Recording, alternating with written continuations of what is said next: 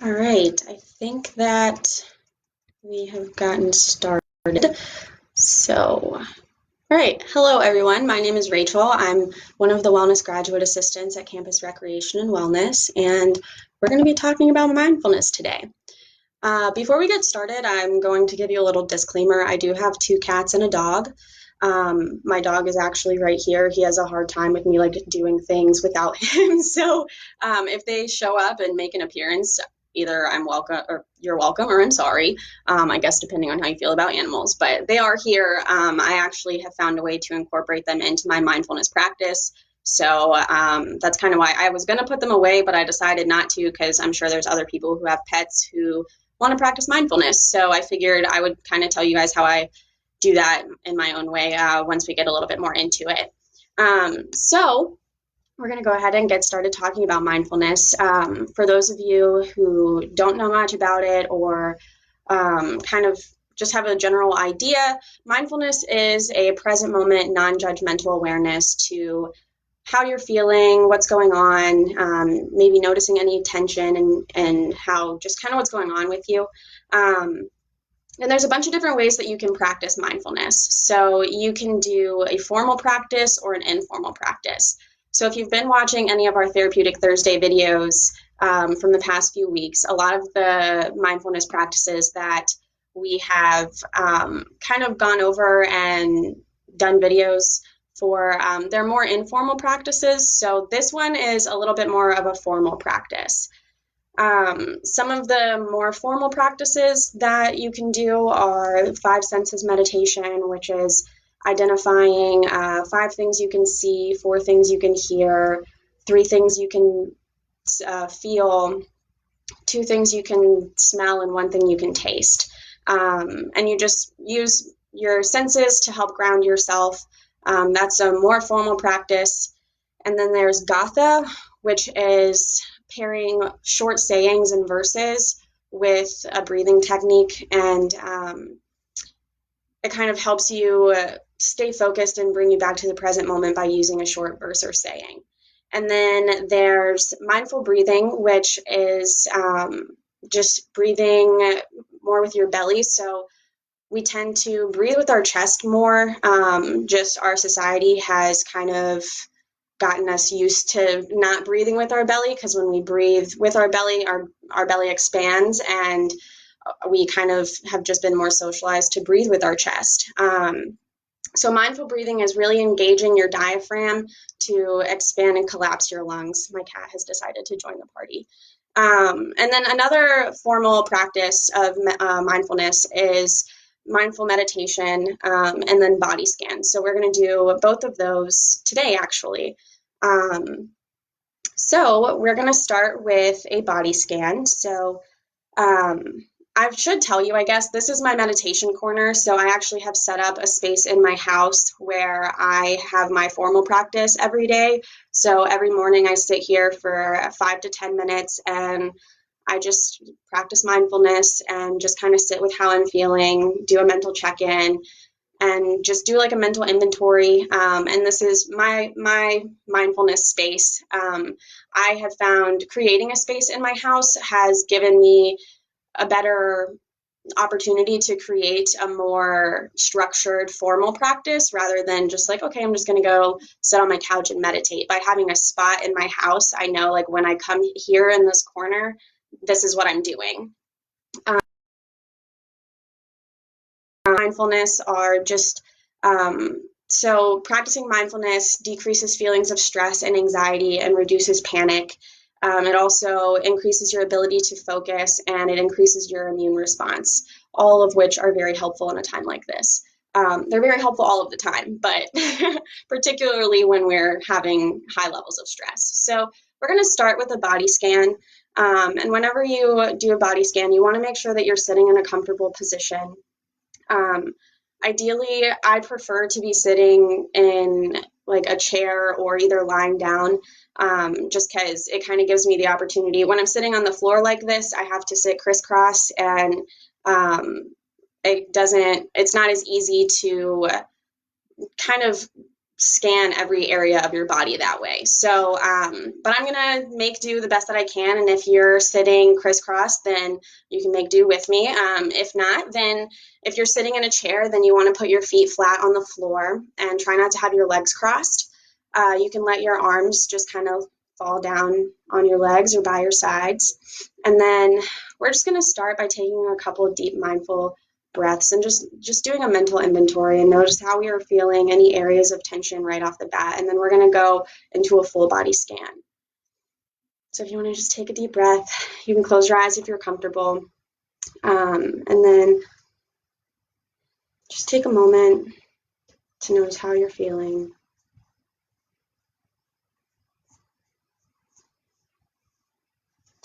And whenever we're ready, we're going to start at the top of our head.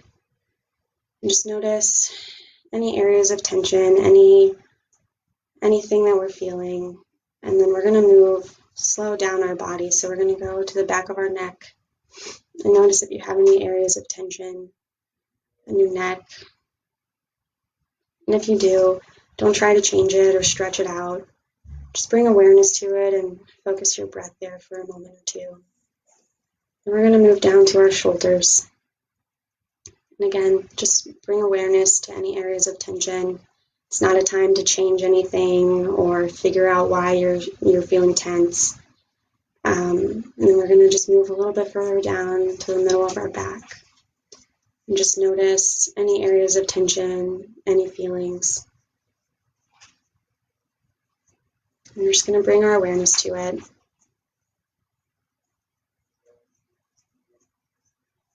And we'll move down to our lower back. Notice any areas of tension there, if we have any tension. And just breathe into it. Don't worry about changing it or getting rid of it.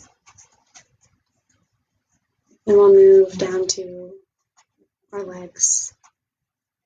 Maybe if you've been walking a lot, I know I went for a really long walk 2 days ago and my legs are really tight. So just bringing awareness to that. Moving down to our calves. Noticing any areas of tension that we're holding in our calves. We'll move down to our ankles. Just take a moment to notice if you're holding any tension in your ankles. And move down to your toes. Bring awareness to any tension in any of the areas you feel stress or tension. Just breathe into it.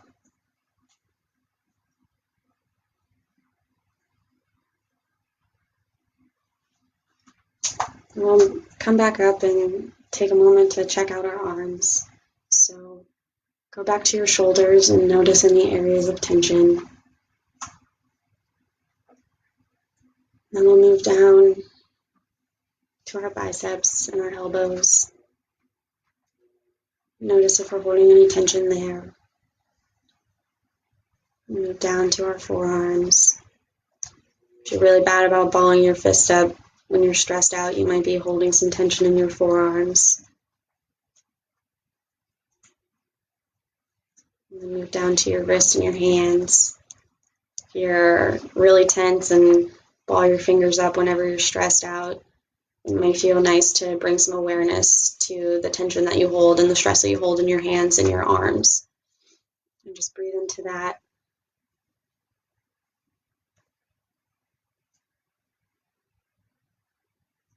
And after you've brought awareness to the areas of tension in your body, I want you to focus on the area where you feel the most tension. I want you to focus your attention there and just breathe into it for a couple minutes, for a few breaths.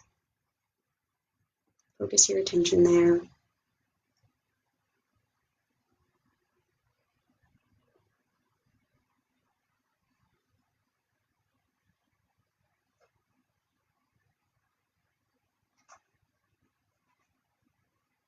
Whenever you're ready, you can come back to the room, open your eyes, wiggle your fingers and toes. Maybe wiggle out any stress, any areas of tension that you're holding stress. And just kind of notice that whenever we do a body scan and we bring attention to the areas of our body where we hold stress, just bringing attention to it and knowing that this is an area that we tend to hold our stress in can often help us relax that part of our body. So for me personally, I'm really bad about tensing my jaws up when I'm stressed out. And by doing a body scan, I can just kind of recognize, okay, I'm holding stress here and I don't need to be. So I can relax my jaws. And it's just bringing awareness to those different areas that you tend to hold stress and not necessarily changing it, but I don't need to be tensing my jaws all the time, so I can relax. And when you bring awareness to it and you realize there's no need for this behavior right now, it's a lot easier to just let go, and you'll just bringing awareness to it automatically helps you release that tension and release that stress. And then we're going to do a guided meditation. I'm sorry, my dog is taking a nap, I guess, and I moved and he didn't like that. So we're going to do a guided meditation, and I find that doing 5 to 10 minutes a day, it's recommended to do at least 10 minutes a day, especially when we're in such stressful periods. But I started out with practicing 2 minutes a day because I found it really hard for me to kind of incorporate a very structured practice into my daily life. So I started with 2 minutes and then just gradually worked my way up and to be able to meditate for 10 minutes at a time. I will tell you, it is not an easy thing to do, to sit and just be with your brain for 10 minutes. But it's very beneficial. It's very useful in managing stress, and it's such an accessible tool because mindfulness is just as far away as your conscious attention. So as soon as you bring awareness to something, you're already practicing mindfulness. So this is just kind of a way to help tailor that practice and making it more formal and more structured. So we're going to go ahead and get started. And if you are sitting in a chair, then again, kind of with the body scan, go ahead and put your feet flat on the floor and sit straight up, but not stiff or rigid. And just let your arms fall. If you're lying down, then you can just kind of stretch out and lie flat on your back and let your hands just either fall by your side so you can rest them gently on your belly. And try not to have your arm or your legs crossed or anything. And just take a few minutes to just take a few deep breaths like we did with the body scan and do a mental inventory and notice how we're feeling, maybe if we're holding any stress in any certain area. Just check in with yourself, and we're going to go ahead and get started.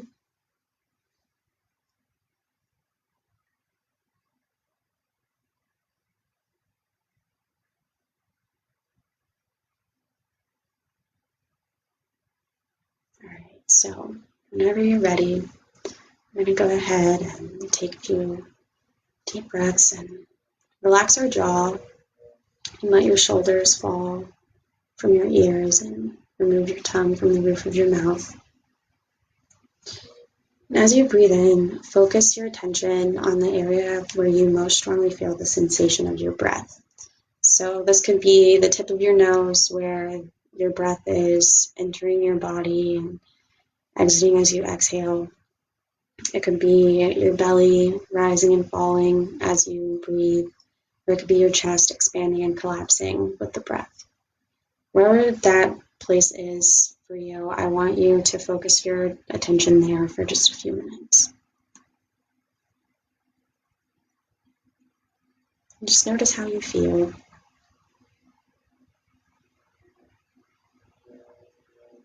Now as you inhale, I want you to imagine your breath as positive energy. And as you breathe in, I want you to imagine you're filling yourself up with this positive energy, with the happy thoughts, happy feelings. Anything that's positive for you, I want you to fill yourself up with it as you breathe in. And as you exhale, I want you to release what no longer serves you.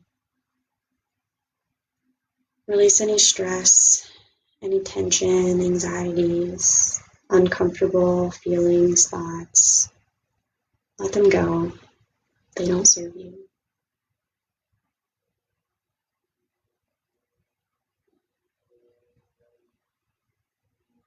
And take a minute to notice where your mind is. If your mind's wandered off, that's okay. Instead of getting frustrated, thank your brain for doing its job and bring yourself back.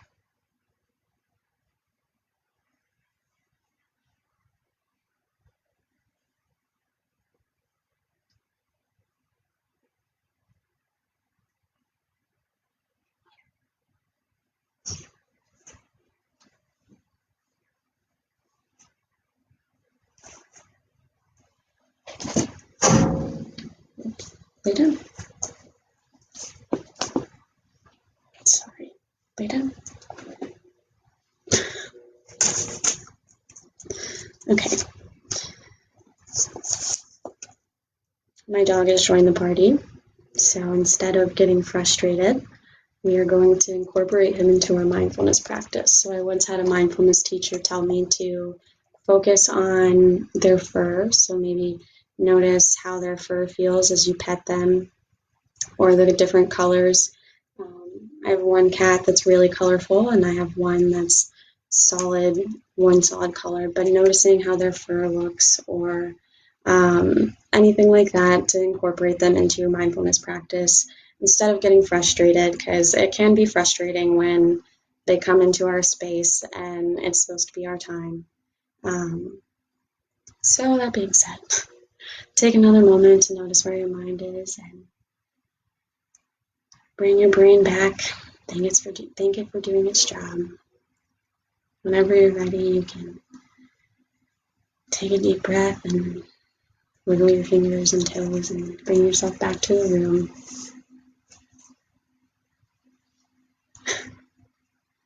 I'm sorry that my dog decided to hop on to our meditation. As I said, it can be hard to develop a mindfulness practice. I know we do have a large population of our students that have children. That can be difficult to develop a mindfulness practice around. Obviously, pets can hop on and just kind of make things a little bit more difficult.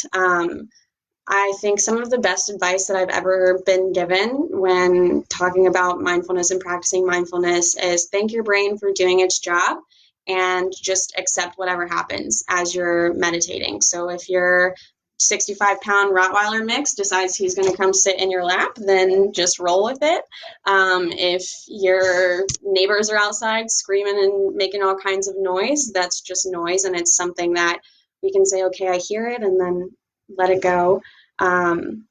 So it can be difficult to incorporate a mindfulness practice and develop a mindfulness practice, especially when we have a lot of distractions. But being able to incorporate distractions into our practice is something that takes a lot of time. It takes practice to do, but the more you practice mindfulness meditation, the easier it gets. And I found that being able to have a formal practice that includes distractions like my pets, it makes it a lot easier for me to use mindfulness in day-to-day life. So this is something that I use every single day. I used to be the type of person that when I got upset or I would remove myself and take myself out of the situation and then figure out a way to respond.